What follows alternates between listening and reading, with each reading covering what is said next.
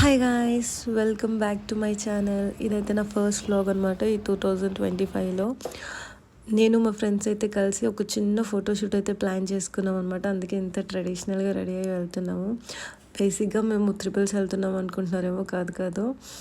మా డైమండ్ గడ్ కూడా వస్తున్నాడు అనమాట. ఒక్క బండి మీద 4 వెళ్తున్నాము. పోలీసులు కానీ చూస్తే ఇంక అంతే. మా సారా ఫేస్ ముందు కెమెరా పెట్టాలంటే నాకు చాలా భయం అనమాట. ఎందుకంటే అది కెమెరా చూస్తే ఎక్కడ ఏది గుద్దేస్తుందా అని చెప్పేసి. ఎందుకంటే మాకు కాలేజ్ డేస్లో చాలాసార్లు ఎక్స్పీరియన్స్ అయింది. ఎన్నిసార్లు కింద పడేసిందో నాకే తెలుసు. బట్ ఎవ్రీ టైం నేను లక్కీ, నాకైతే దెబ్బ తగలకుండా బయటపడేదాన్ని. చాలా ఆకలేస్తుంది. సో అందుకే మేము జేపీఎస్ దగ్గర ఉన్న టిఫిన్ సెంటర్ దగ్గర అయితే ఆగాము.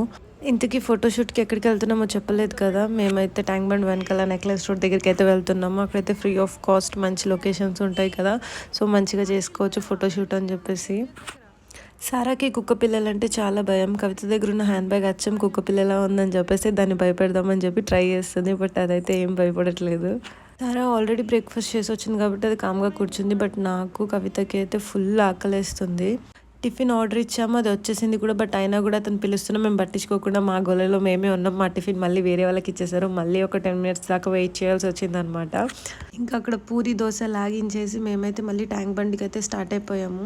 ఎందుకంటే అప్పటికే చాలా లేట్ అయిపోయింది. ఎండ మండిపోతుంది. సో చాలా అంటే చాలా చిరాగ్గా ఉంది ఇలా హెయిర్ లీవ్ చేసుకొని ట్రావెల్ చేయాలంటే. లాస్ట్కి అయితే మేము ట్యాంక్ బండ్ అయితే రీచ్ అయిపోయాం అనమాట. సారా అయితే కెమెరా సెట్ చేసుకుంటుంది. ఆ కెమెరా వచ్చేసి మా ఫ్రెండ్ రాజ్ది. వాడు ఇన్స్ట్రక్షన్స్ ఇస్తున్నాడు, ఇలా ఫాలో అవ్వాలి, ఇలా చేయాలి అంటే. నాకు తెలుసులే అని చెప్పేసి అనింది. కానీ చాలా ఫొటోస్ అన్నీ బ్లర్ వచ్చాయి. మళ్ళీ మేము వాడికి వీడియో కాల్ చేసి ఎలా చేయాలి ఏంటి అని చెప్పి అడుగుతూ ఉన్నాం అనమాట. చాలా టైం వేస్ట్ అక్కడ అయిపోయింది. డైమండ్ అయితే నా ఫోటోషూట్ మొత్తాన్ని ఎలా డిస్టర్బ్ చేస్తాడో మీరే చూడండి. అస్సలు నా మాటే వినడు, వచ్చి నా పక్కనే కూర్చుంటాడు. అరే ఫోటో దిగాలి వెళ్ళరా అని చెప్పినా కూడా అస్సలు వెళ్ళడు. నేను నీ పక్కనే కూర్చుంటాను అంటాడు. మీరే అబ్జర్వ్ చేయండి కావాలంటే. అసలు ఎంత అల్లరి చేస్తాడు. ఐస్ క్రీమ్స్ అన్నాడు. ఐస్ క్రీమ్స్ కొనిచ్చాక ఒకటి డస్ట్బిన్లో పడేశాడు, ఇంకొకటి తిన్నాడు, మళ్ళీ ఇంకొకటి నా ఐస్ క్రీమ్ అడిగాడు. లాస్ట్కి నా ఐస్ క్రీమ్, కవిత ఐస్ క్రీమ్ సాక్రిఫైస్ చేయాల్సి వచ్చింది. రే ఫోటో దిగుతున్నాను ప్లీజ్ వెళ్ళరా అని అస్సలు వెళ్ళట్లేదు. నేను పంపించేస్తున్నా, మళ్ళీ వచ్చి నా పక్కకే కూర్చుంటున్నాడు. నేను అటు జరిగినా మళ్ళీ నా పక్కకి వచ్చి కూర్చుంటున్నాడు అనమాట. వాడు జరుగుతున్నాడు.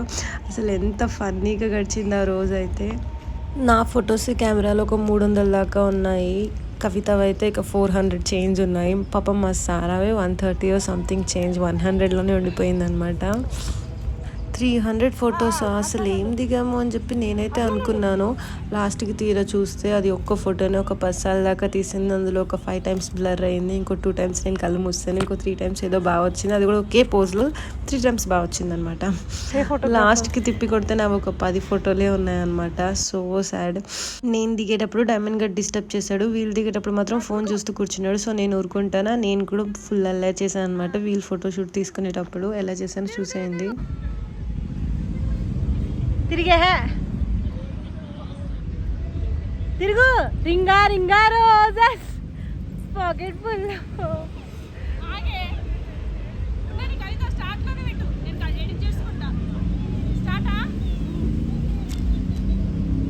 రింగా రింగా రోజెస్. లాస్ట్కి అయితే మా ఫోటోషూట్ కంప్లీట్ అయిపోయింది. మేమైతే రిటర్న్ మళ్ళీ ఇంటికి వెళ్ళిపోతున్నాం అనమాట. ఆ రోజైతే హోలీ ఎవరెక్కడ కలర్స్ పోస్తారా అని చెప్పి భయపడి చచ్చామన్నమాట. కానీ అంతసేపు ఎండలో ఫోటోషూట్ చేసుకొని మళ్ళీ ట్రావెల్ చేయాలంటే అసలు నరకంలాగా అనిపించింది. ఫుల్ ఆకలిస్తుంది. సో మేమైతే ఇక్కడ ఫ్రైడ్ రైస్ షాప్ దగ్గర ఆగాము. ఫ్రైడ్ రైస్ అయితే తినేసాము. ఈ వీడియోకి అయితే ఇంతే. వీడియో నచ్చితే మాత్రం లైక్ చేసి సబ్స్క్రైబ్ చేసుకోండి. బాయ్.